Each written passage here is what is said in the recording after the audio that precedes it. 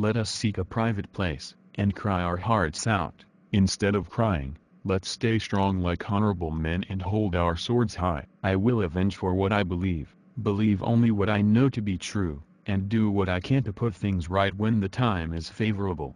Perhaps what you say is true, I'm inexperienced, but maybe you're planning to win Macbeth's favor by betraying me. It would be smart to offer someone poor and innocent like me as a sacrificial lamb to satisfy an angry man like Macbeth. I am not treacherous. But Macbeth is. But I beg your pardon, but my fears can't actually make you evil. Even though everything evil wants to look good, good still has to look good too.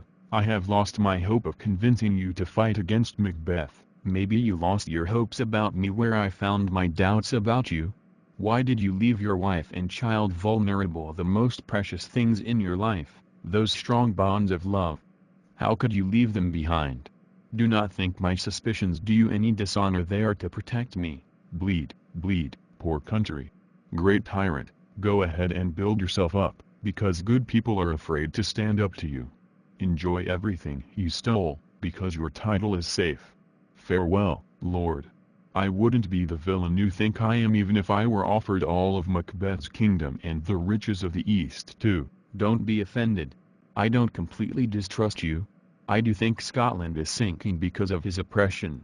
I think there would be many people willing to fight for me. The English have promised me thousands of troops. But even so, when I have Macbeth under my foot, I will put him to shame for what he has done to my poor country with my sword. What are you talking about? I'm talking about myself. I know I have so much immortality that when people see all of them exposed, evil Macbeth will seem as pure as snow in comparison to me and my boundless evils. Even in hell you wouldn't find a devil worse than Macbeth. I admit that he's murderous, lustful, greedy, lying, deceitful, violent, malicious and guilty of every sin that has a name. But there is no end, absolutely none, to my sexual desires. Your wives, your daughters, your old women, and your young maids together could not satisfy my lust. It would be better for Macbeth to rule than someone like me. Endless greed and lust in a man's nature is a kind of tyranny. It has caused the downfall of many kings. But don't be afraid to take the crown that belongs to you. You can find a way to satisfy your desires in secret, while still appearing virtuous. You can deceive everyone. There are more than enough willing women around you. Your lust can't possibly be so strong. Along with being full of lust, I'm also incredibly greedy. If I became king, I would steal the nobles' lands, taking jewelry from one man and houses from another. The more I have, the greedier I grow. With my good and loyal subjects, I would destroy them so I could get my hands on their wealth. The greed you're talking about is worse than lust because you won't outgrow it. Greed has been the downfall of many kings. But don't be afraid. Scotland has enough treasures to satisfy you out of your own royal coffers. Your good sides will evenly weigh out your downfalls. But I don't have any good sides. I don't have a trace of the qualities a king needs, such as justice, truth, moderation, stability, generosity, perseverance, mercy, humility, devotion, patience, courage, and bravery. Instead, I overflow with every variation of all the different vices. I would take world peace and throw it down to hell. Oh Scotland, Scotland, if someone like me is fit to be king, let me know. I really am exactly as I have described myself to you. Fit to be king? You're not fit to live. The man who has a legal right to the throne is, by his own admission, a cursed man and a disgrace to the royal family. Your royal father Duncan was a virtuous king. Your mother spent time on her knees in prayer than she did standing up, and she lived a life of absolute pity. Goodbye. The evils you have described inside yourself have driven me out of Scotland forever. Oh my heart, your hope is dead. Macduff, this passionate outburst, which proves your integrity, which removes my doubts and shows you are trustworthy and honorable. The devil Macbeth has tried to trick me many times, but my God will guide us. I will be able to take back the bad things about myself.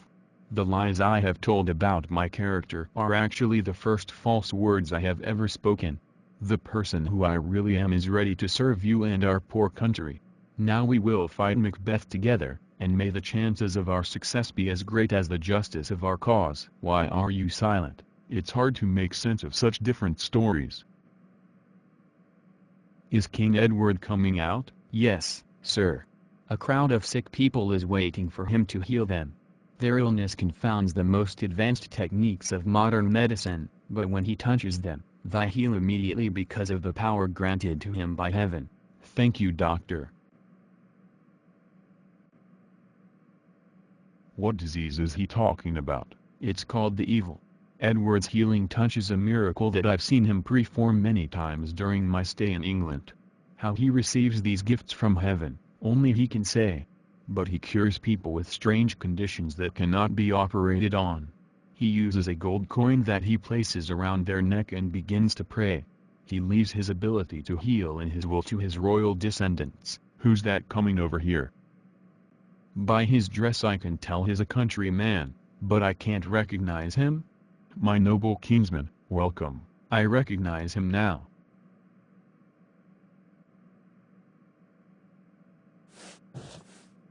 Hello, sir. Is Scotland the same as when I left? It's too frightened to look at itself. Scotland is no longer the land where we were born, it's the land where we will die. Where no one ever smiles except for the fool that knows nothing. Oh, your report is too poetic, but it sounds so true. What is the most recent news? Even news an hour old is old news. Every minute another awful thing happens. How is my wife? She's well. Macbeth hasn't attacked them? They were at peace when I left them. Don't be stingy with your words. What's the news? Well, I was coming here to tell you my sad news. I heard rumors that many good men are arming themselves to rebel against Macbeth. When I saw Macbeth's army on the move, I knew the rumors must be true. Now we need your help. You being in Scotland will inspire people to fight. Let them be comforted. I'm returning to Scotland. King Edward has sent us noble sword and 10,000 soldiers. There is no soldier more experienced or successful than Sword in the entire Christian world. I wish I could repay this happy news with good news of my own. But I have some news that should be howled in a barren desert where nobody can hear it. What is this news about? Does it affect all of us? Or just one of us? No decent man can keep from sharing in the sorrow, but my news affects you alone. If it's for me, don't keep it from me. Let me have it now. I hope you won't hate me forever after I say these things, because I will fill your ears with the most dreadful news you have ever heard. I think I can guess what you're about to say. Your castle was attacked. Your wife and children were savagely slaughtered. If I told you how they were killed, it would cause you so much pain it would kill you too, and add your body to the pile of murdered corpses. Merciful heaven. Come on, man, don't keep your grief hidden. Put your sorrow into words. The grief you keep inside will whisper in your heart until it breaks. They killed my children too? They killed your wife, your children, your servants, anyone they could find. And I had to be away. My wife was killed too? I said she was. Take comfort. Let's cure this awful grief by taking revenge on Macbeth. He doesn't have children. All my pretty little children? Did you say all? Oh, that bird from hell. All of them? What, all my children and their mother dead in one fell swoop? Fight it like a man. I will. But I also have to feel it like a man. I can't help remembering the things that were most precious to me. Did heaven watch the slaughter and not send down any help? Sinful Macduff, they were killed because of you. As wicked as I am, they were slaughtered because of me, not because of anything they did. May God give their souls rest. Let this anger sharpen your sword. Transform your grief into anger. Don't block the feelings in your heart, let them loose as rage. I could go on weeping like a woman and bragging about how I will avenge them. But gentle heavens, don't keep me waiting. Bring me face to face with Macbeth, that devil of Scotland. Put him within the reach of my sword, and if he escapes, may heaven forgive him as well. Now you sound like a man. Come on, let's go see King Edward. The army is ready. All we have to do now is say goodbye to the king. Macbeth is ripe for the picking. We'll be acting as God's agents. Cheer up as much as you can. A new day will come at last.